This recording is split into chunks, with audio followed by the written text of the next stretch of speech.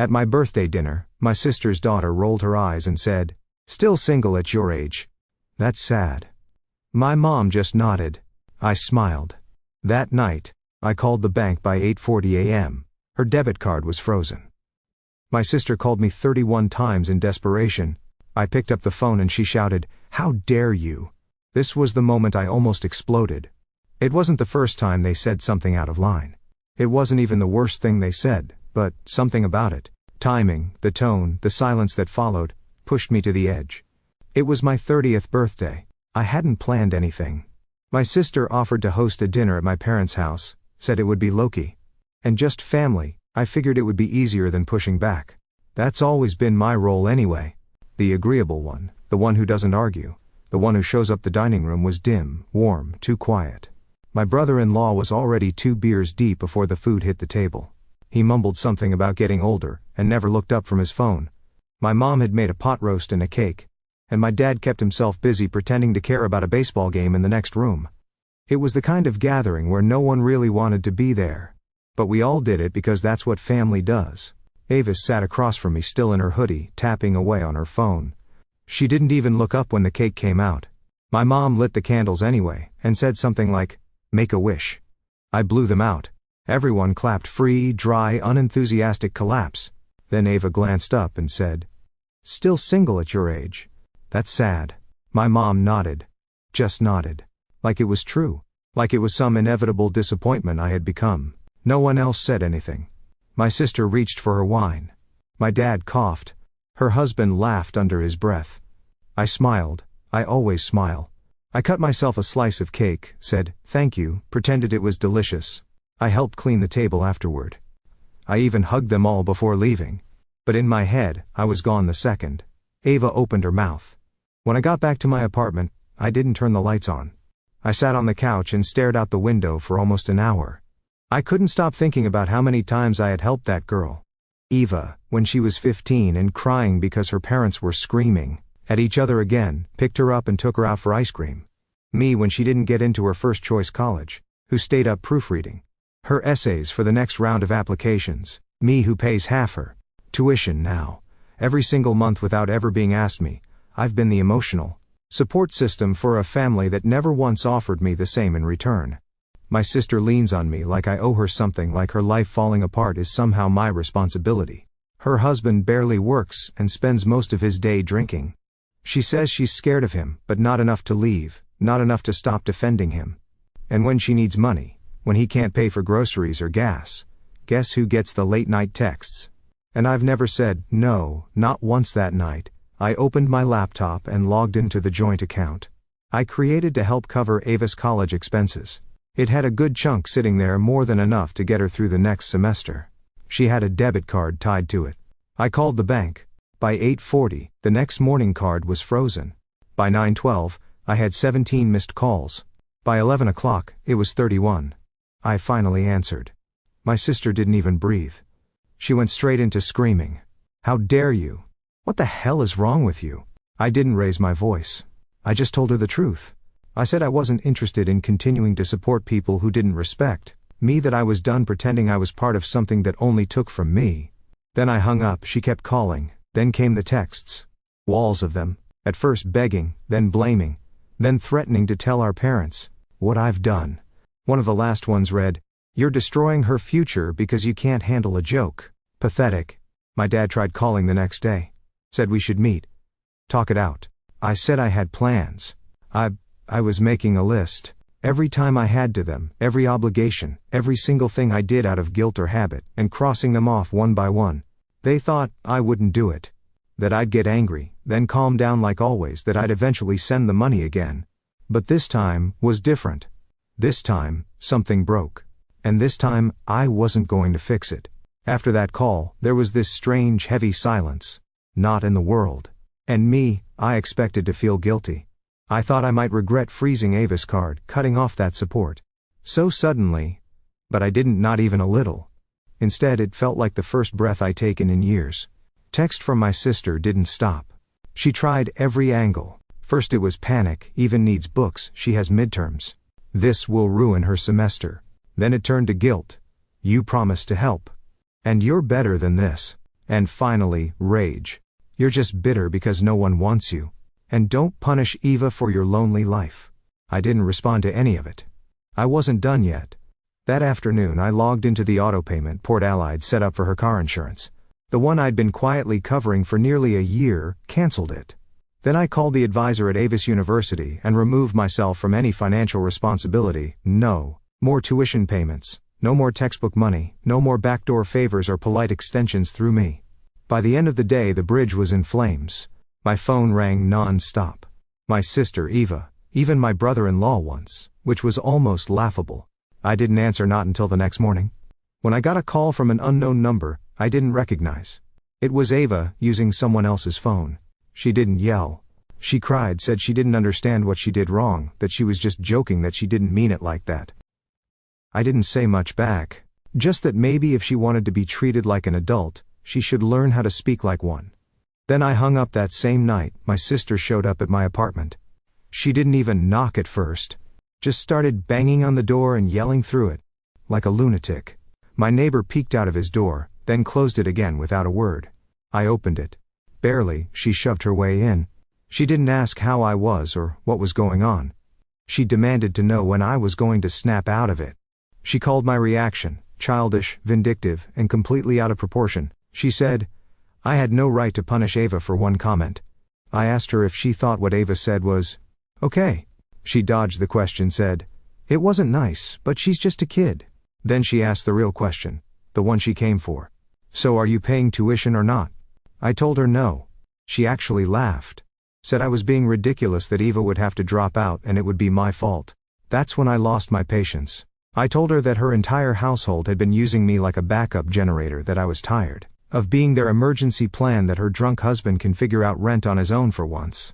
And that if she was really that worried about her daughter's education, maybe she should have saved instead of getting her nails done every 2 weeks and bailing him out of bar fights.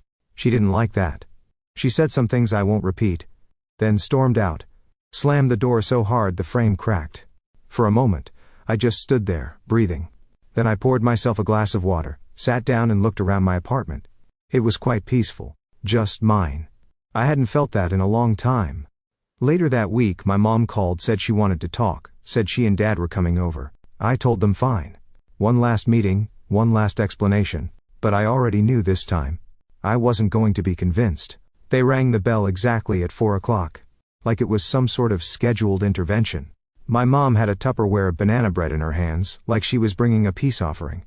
My dad just stood behind her with his old baseball cap crumpled in one hand. Either of them smiled. I let them in without saying much.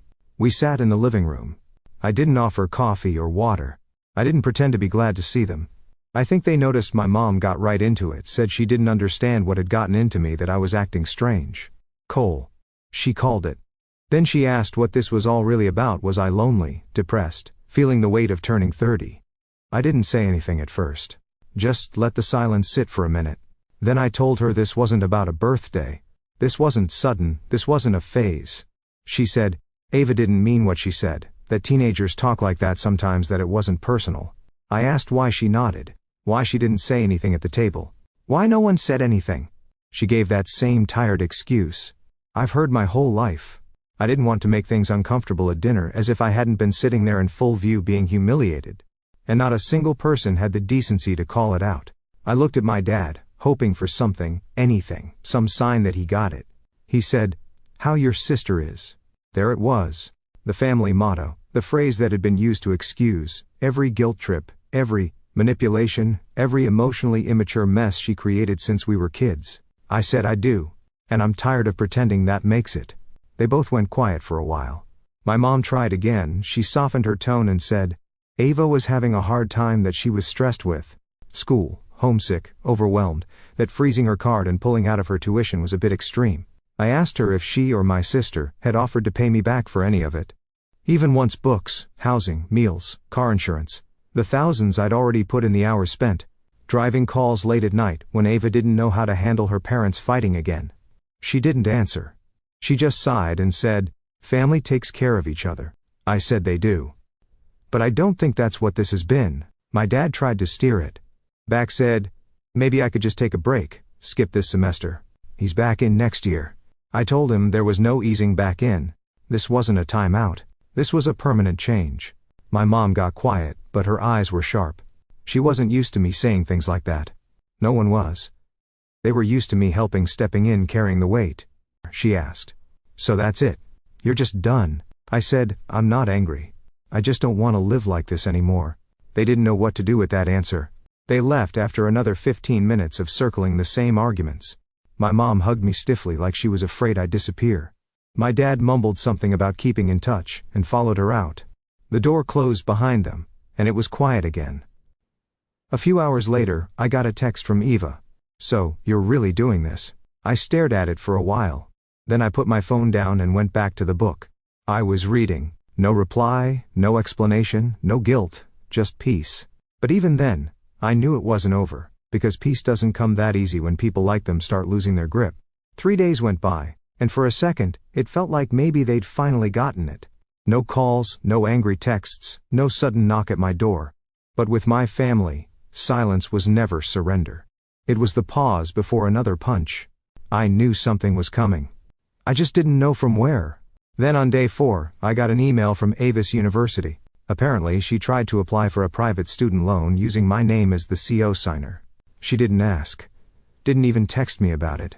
Just typed my name into the form like I was still the same idiot who bailed her out of everything. Like I wouldn't notice, like I wouldn't mind. The financial office flagged it immediately and reached out to confirm. I called them the second. I read the email, told them I had no involvement, no agreement, no responsibility for any future debts. They were polite, professional, and clearly used to these kinds of situations. But even the woman on the phone paused for a beat when I said, she didn't even tell me she was doing it.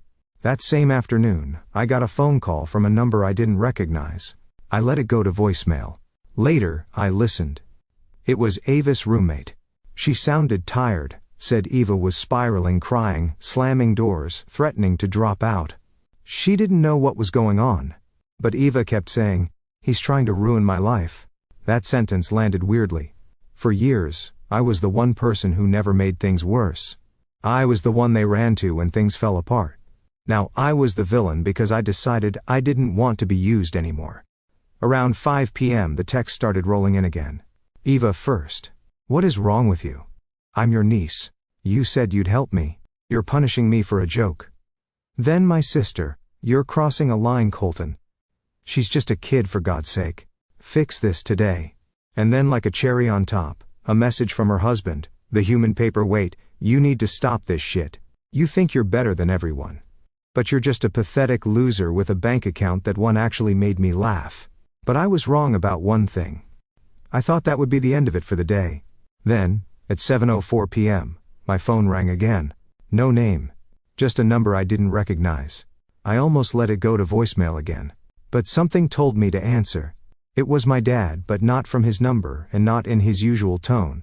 He sounded softer, like he was choosing his words carefully.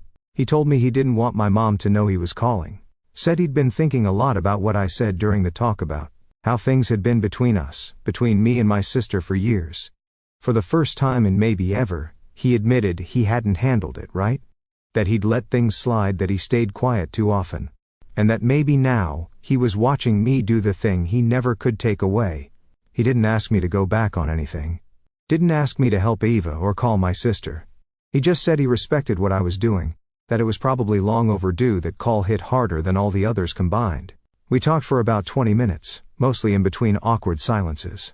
But by the end of it, I didn't feel angry, just tired. I didn't expect him to become some kind of hero. But at least for once he saw me. When I hung up, I sat in the dark with the TV off and just stared at nothing for a while.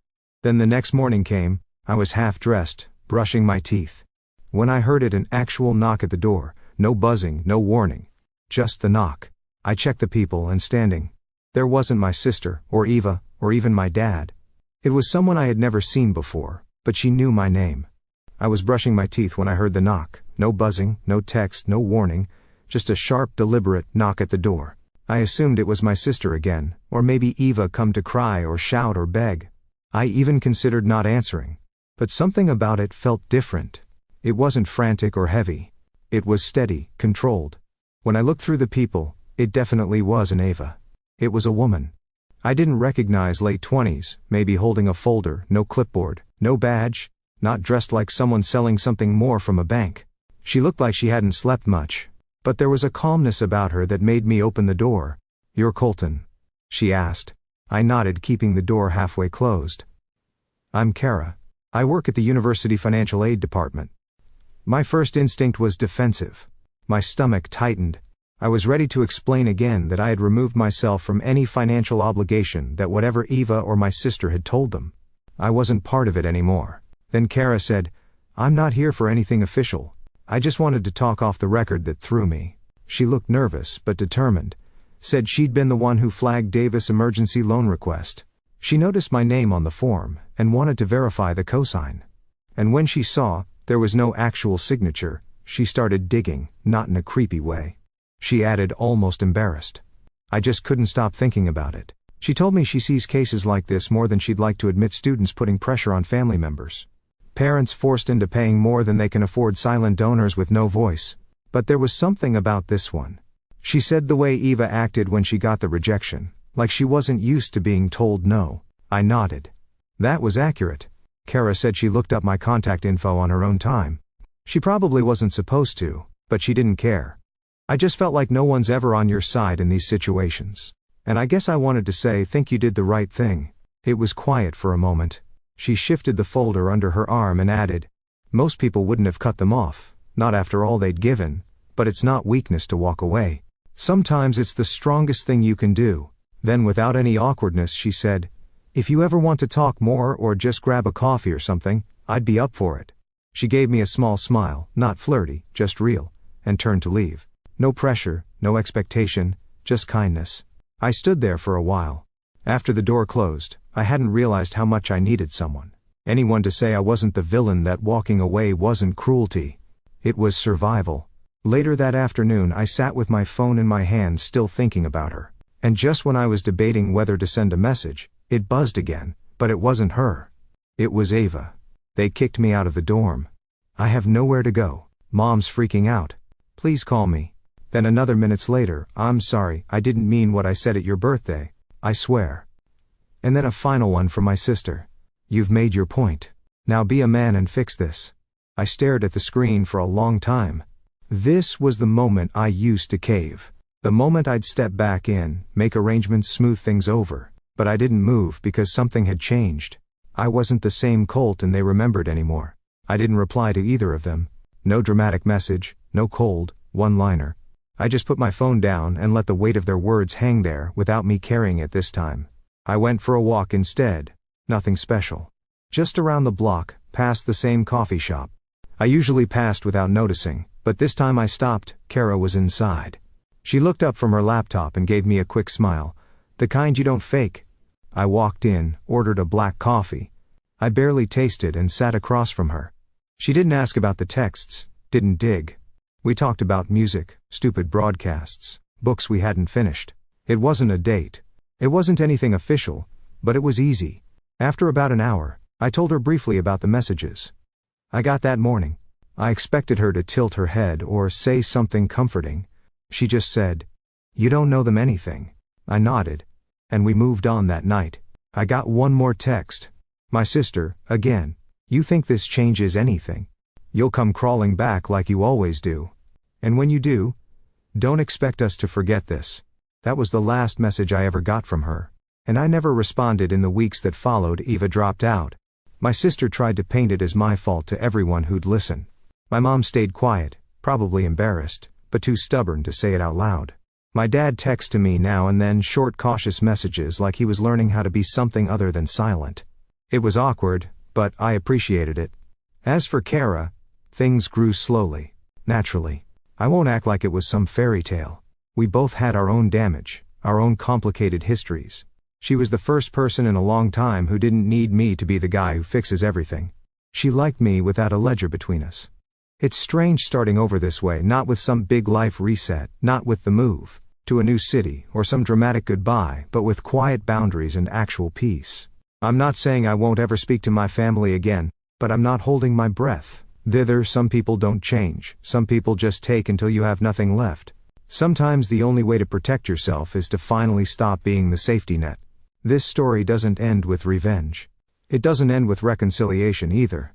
It ends with me walking away for real this time, and finding out what it means to live a life where I'm not the backup plan. And about Kara. Let's just say I'm planning to post an update soon, but for the first time, it's not because something fell apart, it's because something might finally be falling into place. The final update, as promised. Here's the update.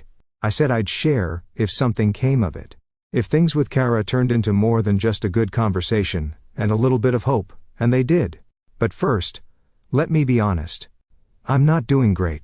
That probably sounds strange after everything I wrote, cutting ties, reclaiming my life, meeting someone new. And all of that is still true. But what no one tells you is that even when you make the right decisions, they can still get you. Some mornings, I wake up with this strange panic. Like I forgot something, like I missed the deadline or skipped an important call. And then I realize no one's expecting anything from me. And that should feel good. But it doesn't, not always. I've spent years being the guy who showed up, cleaned up, who made it work. Now I have to unlearn that. And the silence is louder than I thought it would be. But here's the good news. And it is good. Kara and I are seeing each other. Not just coffee here and there. Actual plans, time spent. She came over last weekend and helped me put together a bookshelf I bought 3 months ago and never touched. We listened to records. She laughed at how terrible I am at following instructions. She's not in a rush. Neither am I, and that feels right. It's not fireworks and chaos. It's steady. It's kind. She knows about my family, about Eva, my sister, all of it. And she doesn't flinch. She listens. She stays. And for someone like me who spent most of his life bracing for disappointment, that feels like something worth protecting. No, I'm not doing perfectly. I still check my phone, expecting more angry texts.